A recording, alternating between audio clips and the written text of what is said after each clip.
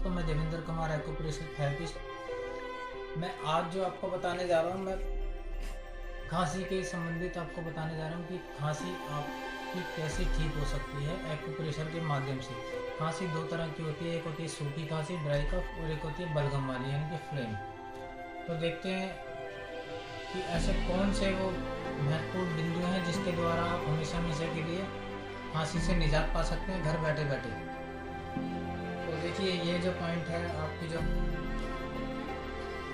Point है आपके thumb से बिल्कुल आउटर साइड है, कॉर्नर पे, अपर कॉर्नर पे एकदम जस्ट यहाँ पर। देखिए दोस्तों, ये इसका नाम है LU11। यहाँ पे आप मेथी का एक दाना लगा सकते हैं, चाहे तो अदरवाइज आप ऐसे ऐसे करके इसको दबा सकते हैं 2 से 3 मिनट। इसको आपको भी क्लॉकवाइज इसको इस तरह से दबाना होता है दोनों तरफ।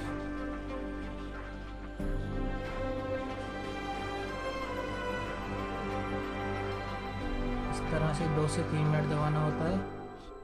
एक है ये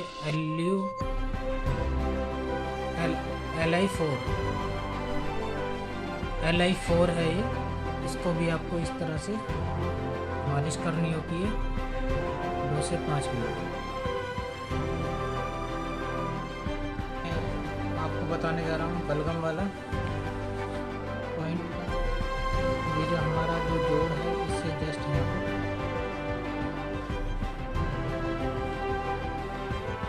इसको भी आपको एंटी क्लॉकवाइज मालिश करनी है। इससे आपको खांसी वाली बलगम में बड़ा आराम आएगा 2 से 3 मिनट। चाहे तो यहाँ पे एक मटर का दाना जो होता है यहाँ पे भी लगा सकते हैं 8 से 12 मिनट।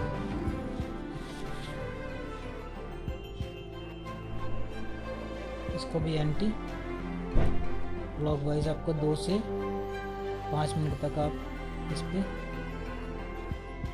प्रेशर दे सकते हैं। तो दोस्तों, ये जो पॉइंट है ये है आपके बलगम की खांसी को रोकने के लिए, और ये है आपकी ड्राई कफ को रोकने के लिए। उम्मीद करता हूँ ये वीडियो आपको पसंद आएगी, और अगर पसंद आए तो उसको शेयर और लाइक जरूर करिए। धन्यवाद।